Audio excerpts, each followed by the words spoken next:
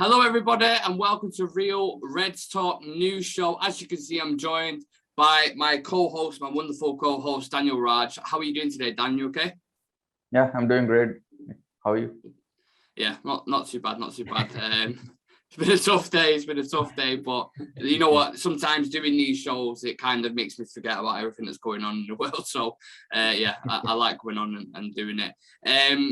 No messing about, Dan. As per, let's just get straight into it. So, the first article I'm going to introduce is surrounding Declan Rice, and it's from Mark Ogden. And it says, Declan Rice is seen as having the character required to thrive at Manchester United under Eric Ten Hag, and would also be a statement signing that would prove to other potential targets that the club are ready to build for success again. Do you know what? I don't know about you, Dan, but I don't know how I feel about Declan Rice coming in. I'm kind of on the fence about it because I believe he's a really good player and he's done really well for West Ham. But when you hear David Moyes talking about his price tag and stuff in these press conferences, I'm kind of like, it's putting me off it more and more. And that's probably why he's doing it, to be fair. That's why he's saying like, oh yeah, we're talking 150 million to keep pushing that price up. So if they do have to let him go, it's not going to be sore for him, and they'll get a big amount for him and probably replace him with another talent around Europe. The thing is, for me, because we've gone the kind of British premium way for the past 3 years, the likes of Harry Maguire, Wan-Bissaka, people like this, and it hasn't worked out. I kind of want to take a different route and kind of, go find a gem in Europe, like a Rangnick signing. That's how I'm feeling on it. But if we was to sign in the summer, I wouldn't complain. So it's a weird one, but if I really had a preference and someone had to push me for it, I would rather go out in Europe and get someone for 50, 60 million, because I just think it's a big risk, whoever it is you're going to get now. And, we've been stung countless times before. It all comes back to the recruitment and all that kind of stuff. So, yeah, I think he would have the character and ability to play for United. The pressure is massive and it's different to West Ham, but I would personally go get someone in Europe. What do you think? I think you're on mute, Dan. Yeah, that's cool. Almost the same thought there. Because if you consider that if United only needed a CDM this summer, then I think we could have gone for him.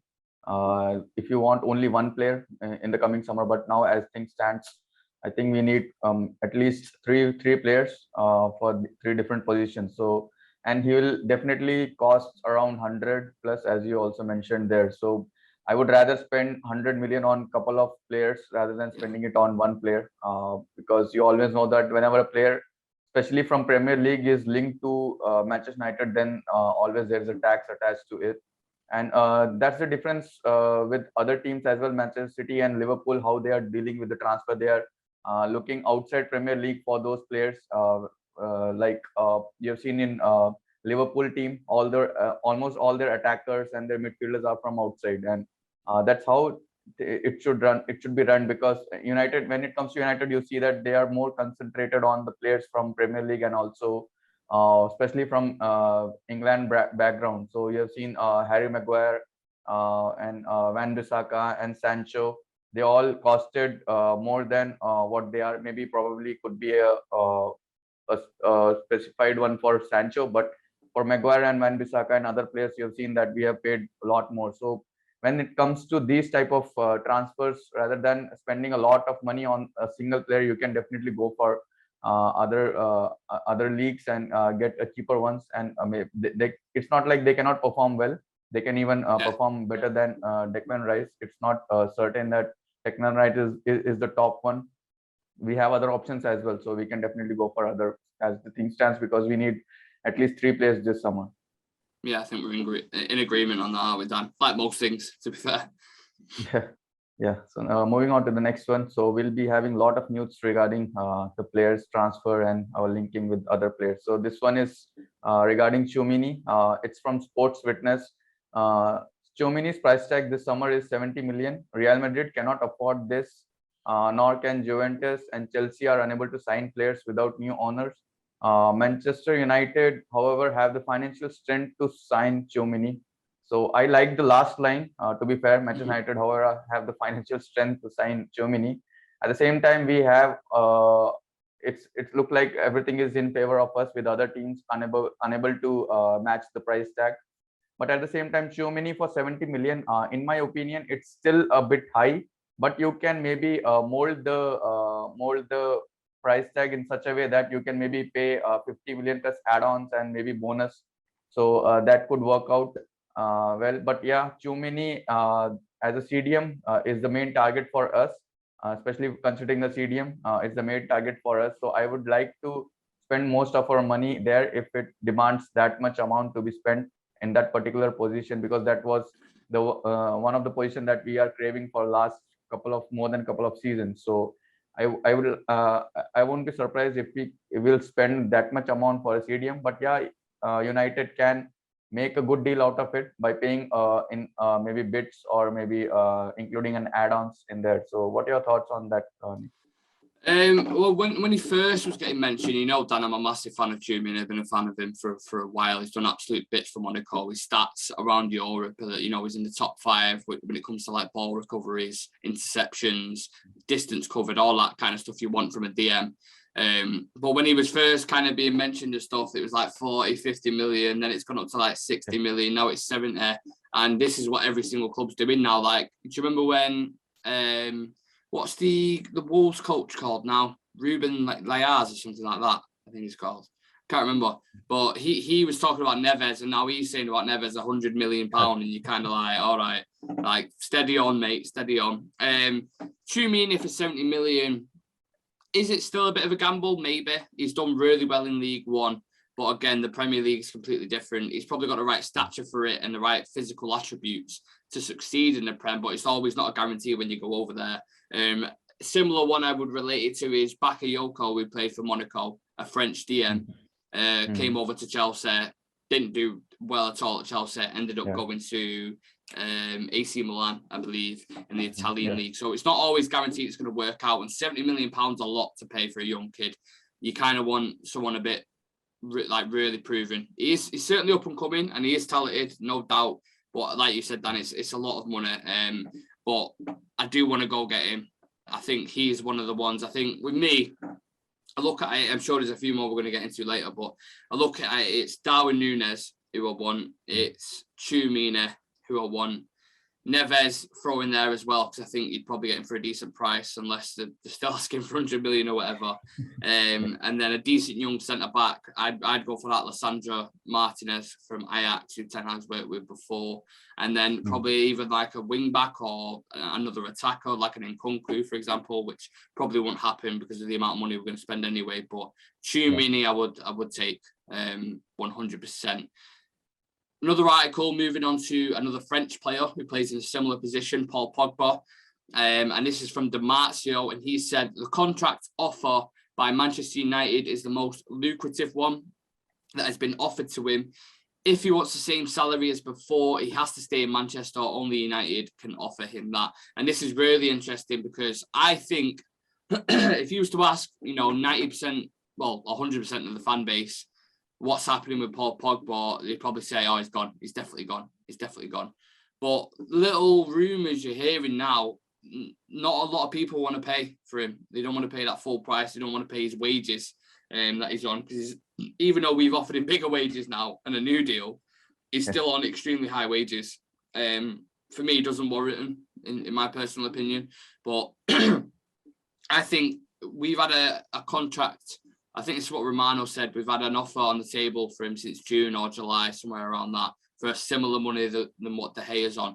And it's like 300 and odd grand. And he definitely doesn't deserve it. You look at players in the Premier League currently at the minute, Kevin De Bruyne, Mo Salah, these kind of players who are like the top echelon in the Prem. They're on 200 to 250. So why should Paul Pogba earn 100 grand more when what they've got, when for 2 years, he's had 2 years out with injuries, like a total combined time of 2 years, well, 2 seasons, should I say, sorry.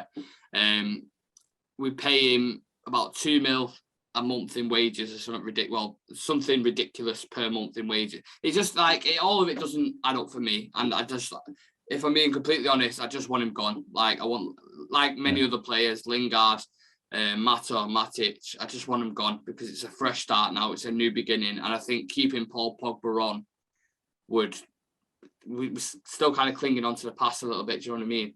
Especially one more thing I want to mention as well. Letting him go for free, signing him back for 90 million, and now he's going for free again. Like, just cut your ties, cut your losses. You spent a lot of fucking money on his wages. Whilst I think he's been here 5 years or something, Dan, something like that, 5-6 years.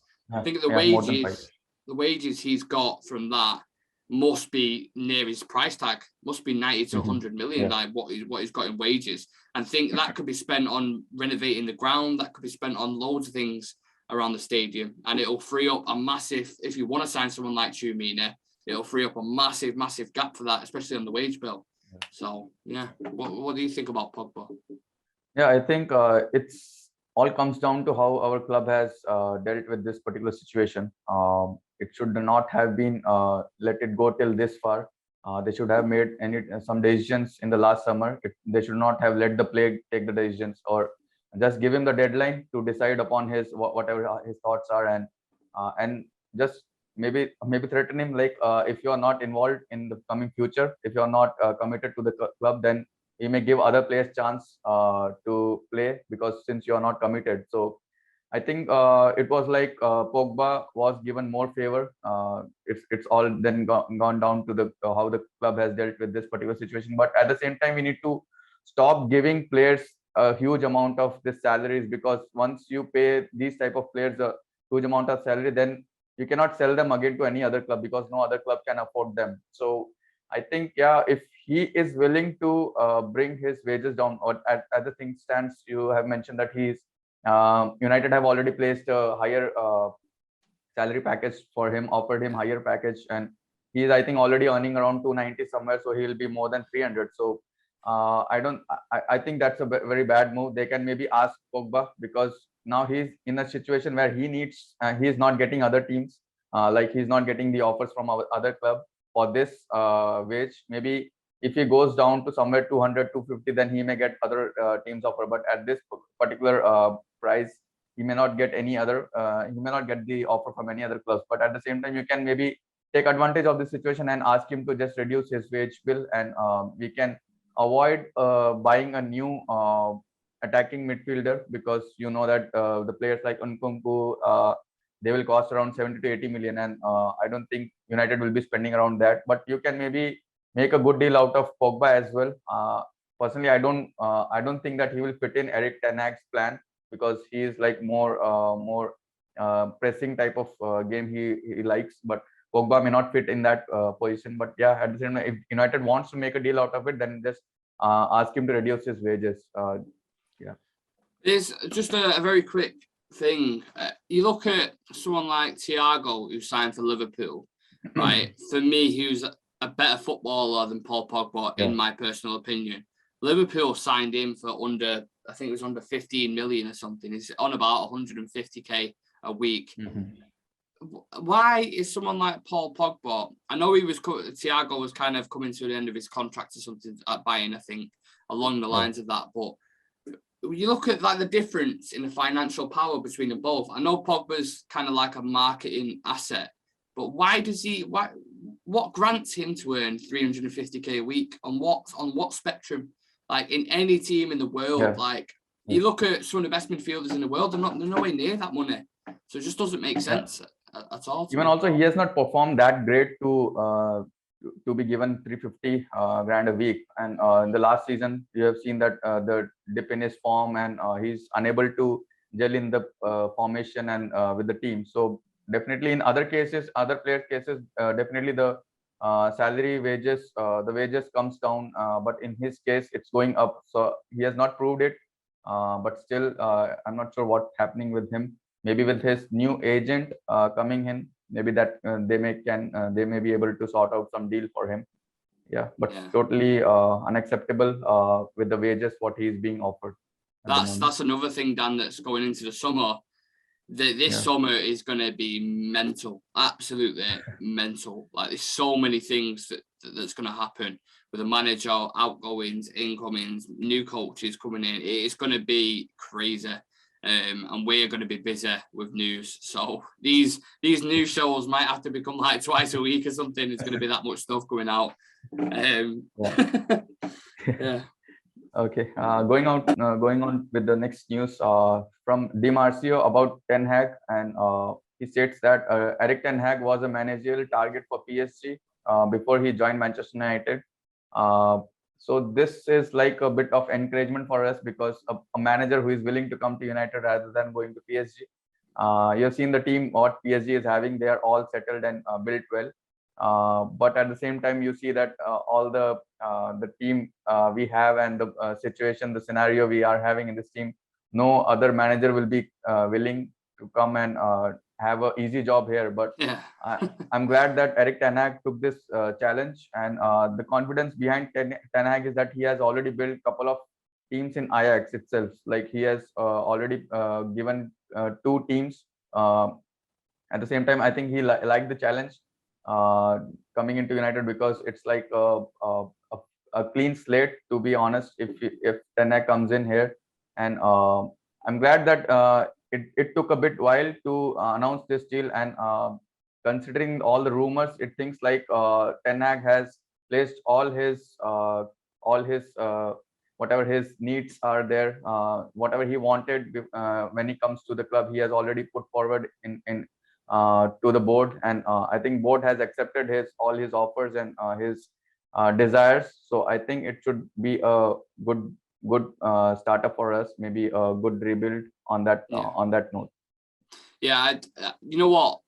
Asking Ten Hag to do a miracle at United now is like asking someone to do a night shift at Tesco. Like I don't think anyone, as much as a kind of lucrative offer, and any manager on the planet with a bit of an ego will think, well, I'll be the one to finally turn this all around, and that's how they should think. But it's not exactly an attractive place to manage, and I actually think, given the current state we're in at the minute, if you look at it towards the end of the season, I know we won last night, but apart from that, it's been abysmal. The players have been abysmal. You've got dressing room leaks. You've got the issue with the Glazers, which we've had for years, issues in the board that need sorting out. Loads of stuff, divides in the fan base. So it's not exactly a really, kind of, you want to jump at it. If we was obviously winning Premier League titles and stuff like that, it'd be the complete opposite. But my point is, Ten Hag taking this job on now, I love it. I love it, because he's probably looking at it and thinking, I can be that guy. I can be the one to go in there, and first of all, you're going to have a lot of discipline. You're going to have to know how to manage the media, because the media is one massive thing at Manchester United. You know how much you get scrutinised in that job role. So he's going to have to manage that, which I think he does well. I think in the interview he had for Ajax, there was a few English journalists who wanted to get in and ask some questions. He was like, no, they're not allowed in.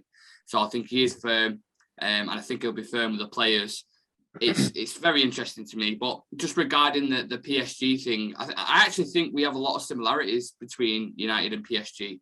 I think we've both got a lot of prima donna players who underachieve with big egos. I think we're very similar in that aspect. I just think PSG have better quality. And if you was, making a decision out of both who you'd go to, you're more likely to win trophies at PSG, aren't you? Let's be honest, especially the league or the cup. So I think it shows his character, the fact that he's, if he did get offered PSG and he turned it down to join United, then that magnifies his character, Eric Ten Hag, certainly. Sticking with Eric Ten Hag, Dan, this is an article from Mullock S. Mirror. I'm guessing it's from the Daily Mirror, something along the lines of that. And it says, Eric Ten Hag wants to sign Feyenoord left back Tyrell, I'm going to butcher the second name, Malakia, something along the lines of that, from Manchester United. A 20 million offer will tempt the Dutch club into selling United. Malakia will challenge Luke Shaw for his place. Now, wing backs is one, at the start of the season, you probably thought you weren't worried, because Wan-Bissaka was performing under Ole Gunnar Solskjaer to a certain extent, obviously, in his system. Then you got Diego Dallo, who's still relatively young, so they can kind of fight out for that position. Luke Shaw's coming, done an absolute madness at the Euros, just scored in the final, was Shawberto Carlos, everybody was calling him in form of his life. And then you had Alex Telles, who no one really seen had a run of games, but showed glimpses of being a kind of like really good attacking fullback. So it's crazy. And no one was really worrying about this kind of situation. Like, it was all midfielders and all this kind of stuff. And now we're like, yeah, especially in the past few games. I don't know if you agree with this, Dan, but the wing backs have been terrible against Liverpool, against Chelsea, a good few teams. The positioning defensively was all over the place. Dalot last night was playing some back passes that are a bit shady, like today, Gea proper throwing him under the bus, and just making weird decisions and not looking confident at all. So look, if Ten Hag wants to bring in if he's identified that as a weakness and wants to bring in a young kid from Europe with these rough diamonds that we're talking about, then I'm all for it. I don't know what you think, Dan. Yeah, at the beginning of the season when we had Luke Shaw and Telles from the last season as well. So we thought that we have one of the last season. I think we thought we have one of the best pairing of for the left back, because Telles was also very good. He came up with the CV that he had, all the encouragement all the performance he has put in the previous leagues and previous clubs. So and it also improved Luke Shaw also. But this season, it has something has gone wrong with both the players.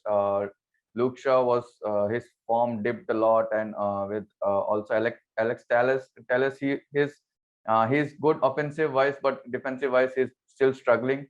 Yeah, but at the same time, at the beginning of the season, we were talking about we are only in the need of CDM to complete this team, and now we have come down to we need a striker, maybe to replace Pogba, we need a player, and then for right back, and then a center back also. So it's like we now need 5 to 6 position players. So, but if we can sell one of Luke Shaw or Telles, and I don't think Luke Shaw will be sold, but Telles, if we can sell one. Who would you sell, Dan?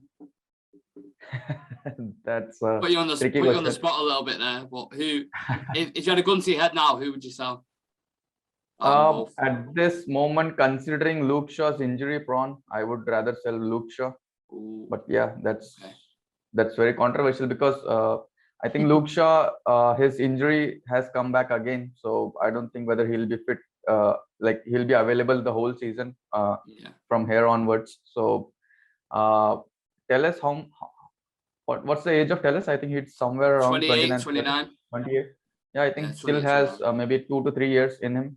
So, but yeah, I don't want a left back to come in, and I don't want to have it as a three horse race for the left back. So you definitely want to sell one player and then get in this left back. Yeah, absolutely. Yeah. Moving on to the next news. This is from Pedro Almeida regarding Darwin Nunez. I think, yeah. Darwin Nunez. Nick will like it for sure. Fingers crossed. Sorry, Dan. Yeah. So he mentioned that Manchester United are closer and closer to securing the signing of Darwin Nunez from Benfica. The English club presented an offer of 80 million for the player to Benfica. If the rumors are true, I think this deal will go through. And but after yesterday's Ronaldo's performance, emotionally, I was feeling like, do we need a striker? But practically we need a striker. And maybe he would be the perfect one, because he's still young. I think he's 22, somewhere around 21, 22, Nunez, and he can maybe learn from Ronaldo also, and they can share that striking role, because I don't think Ronaldo will be here for more than one season. If he's still here next season, we are lucky, but still we need a striker for the future. So he'll be an best option. So 80 million again, I think it's heavy in it. Yeah, it's a bit high, because I don't think we'll have a budget of more than 150 million this summer. So if you pay 80 million for Nunez, then you are left over with 70, and you need a CDM and maybe a center back also. So maybe, again, as I mentioned at the very first news about how you can mold the deal to make it like pay around 60 somewhere in straight, and maybe include add-ons and maybe little bonus. That's what you want in it, Dan. You want the 50 to 60 kind of mark. That's what Man City always do. All their players, Walker, De Bruyne, Cancelo, Mahrez, were all 50, 60 million. If you go around that range, you're probably going to get about 4 players then, plus maybe a few academy products coming through as well. Yeah, but yeah, that's how we want, because our budget is 150 and you want at least 3 players, and those 3 players you'll not get less than 50. So at least you can make a deal out of like pay 50 or 60 and then add-ons. But yeah, on the whole thing, I think we can sell some players and maybe increase the budget. But yeah, then that comes down to how our transfer business are, how our the board is able to sell the players to other teams. So that's another issue there. But yeah, Darwin Nunez to United for 70 million, 60 to 70 million is a steal deal for us. Yeah, I think the idea they're going with is they want to kind of dovetail a young striker with Ronaldo in it for the last year. And then when Ronaldo leaves, that young striker then like Nunez can come in and be like the full number 9. And he certainly looks the full package. I think he's like 6'3", as quick as anyone up top. Maybe not like an Mbappe, but the speeds he was clocking in the Champions League was as quick as Mo Salah, Mane, all them kind of guys. He's got 25 goals or something in the Portuguese league, got like 5 or 6 goals in the Champions League, still young, hungry player, technically very good, like can dribble with it. So he's got the full package, what it looks like. Again, the price tag is a little bit like, I know West Ham had a 50 mil or 45 mil, it might have been, bid rejected in the last transfer window. Benfica rejected that, and probably rightfully so now, because in the summer they'll probably get closer to that mark, what they actually want, to the 70 million, somewhere around that. I have seen a few things, reliable sources saying they could probably get him for 60 mil plus add-ons. Like 10 to 15 mil add-ons depending on Champions League qualification, all that kind of stuff.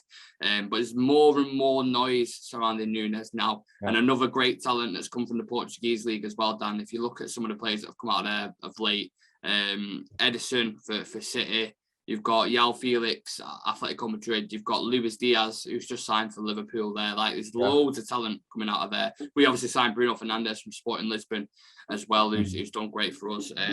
Maybe not the past 3-4 months, he's not been great, but overall he's done well for us. So and also we are lucky that other big teams, they are not in need of a striker. So I think this should be a clear way for us to get him. Yeah, if you see City, they have already signed one. Liverpool, they don't need one. Chelsea already have Werner and maybe Lukaku. They are still hanging on for Lukaku. And again, Real Madrid and Barcelona, they also have the strikers, and Real Madrid going for Mbappe. So I don't think there will be any other competition for us. So I think this should be a clear path for us. Absolutely. Moving from striker to midfield, the player who's already at the club, Jesse Lingard, and this is from MEN. It says Jesse Lingard is upset with Ralph Rangnick at being denied an Old Trafford farewell appearance against Brentford. Sources close to Lingard say he was dismayed by Rangnick's decision to send on Edison Cavani ahead of him. This is a bit of a weird one with Lingard, because I understand both sides of it. I understand why he'd be frustrated. He's obviously been at the club for a very long time. So I get that side of it. But again, Rangnick, he is an advocate of, he wants 5 subs. He's always said that, but you can't have that. You can only have 3. He brought on Phil Jones, Cavani, and I can't remember the other sub. Who was the other sub? I can't remember it. But anyway, he brought on these 3 guys who had a farewell as well. Like he had a lot of players to kind of bring on and bring off. So look, and Lingard's been disrespectful to the club as well, don't forget. In December, like coming out with loads of stuff, like loads of pictures outside West Ham stadiums. So to be honest, I'm not that invested in it. I feel like he should have gone in the summer anyway to West Ham. Anytime he's come on the pitch, he's not shown anything at all. He doesn't look interested, especially in that young boys game when he was kind of one of the more experienced players in that, and you had a load of youngsters on the pitch, and he just didn't look interested at all. So why should we be that affectionate towards him when he isn't showing the same commitment to the club? In my opinion, I don't know what you think, Dan, but that's my thoughts on it. Yeah, I think he has shown that he has a passion for the club. I think maybe before January, till January, he was showing that he was passionate for the club. But after January, the things have a little bit, whatever he has done and the actions he has done has really affected maybe some of the fans' opinions towards Lingard. But yeah, as you mentioned, that there are both sides for this situation, because Lingard, who has served more than 20 years for us, any other player who has served this many years deserves send off.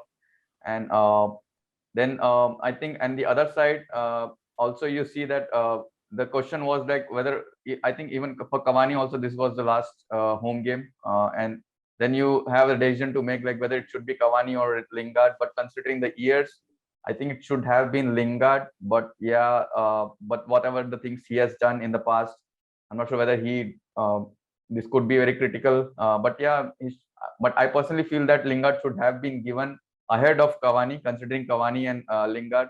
I will definitely give Lingard maybe a last minute send off. The good sending off from the team. But this again comes down to the board, how they have dealt with this Lingard situation, where they could have sold him in the summer.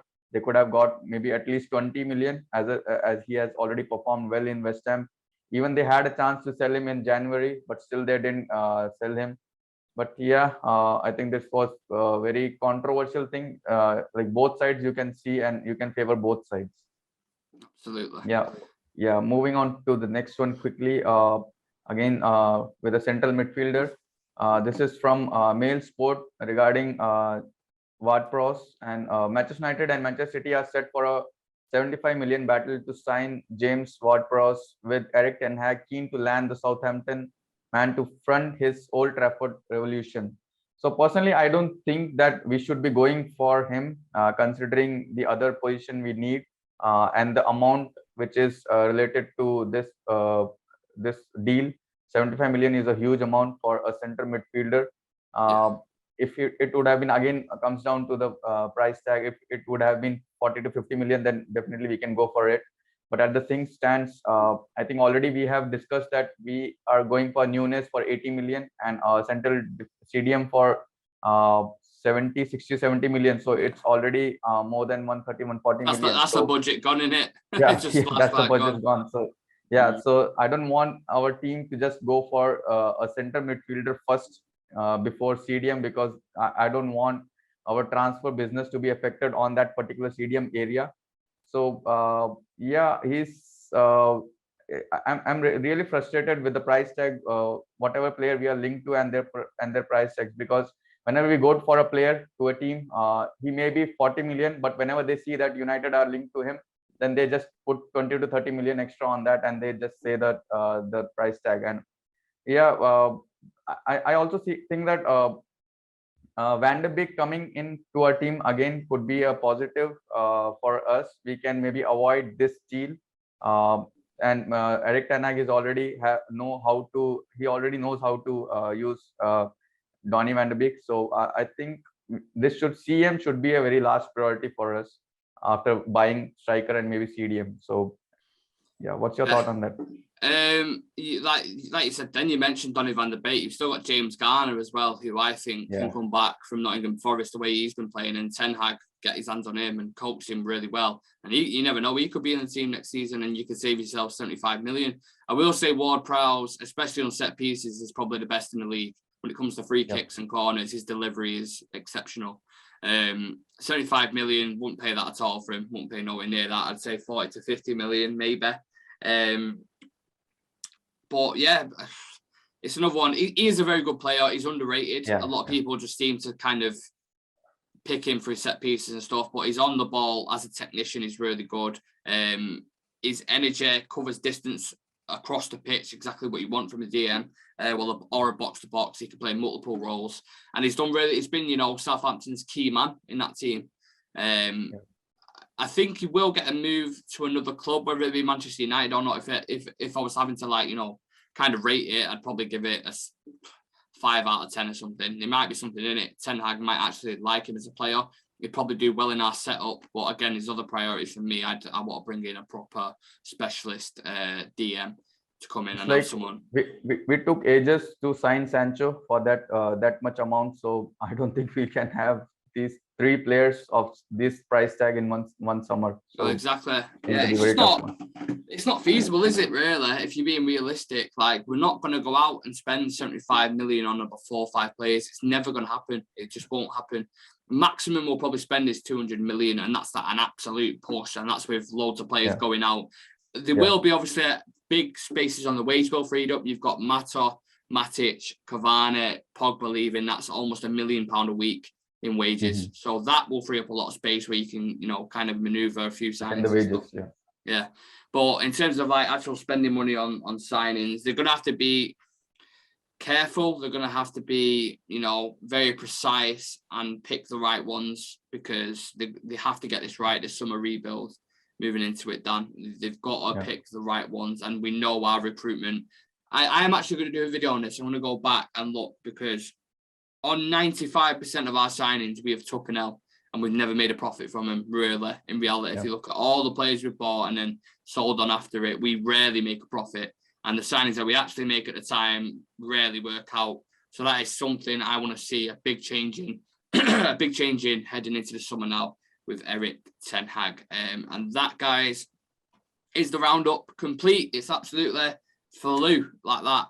That's what happens when you're flying through these. So, Daniel, thank you for joining me and covering the news. As always, you've been an absolute pleasure. And thank you to everybody for watching. If you haven't already, please subscribe to our YouTube channel. We're on about 133 subs now. Started it probably about 8 weeks ago, I'd say, or something. So doing relatively well. The views keep going up and up. The interactions are going up. Everything's just growing on a scale. So it's nice to see, and we really appreciate all the support. If you want to go follow us on all the social media sites like TikTok, Twitter, Instagram, anything like that, just type in Real Red Stock and you should be able to find us. And like this video, comment on any of the articles you want to, and let us know your thoughts. My name's Nick. This has been Dan. This has been Real Red Stock News Show. Thank you very much for joining us. We will see you in the next one. Cheers. Thank you.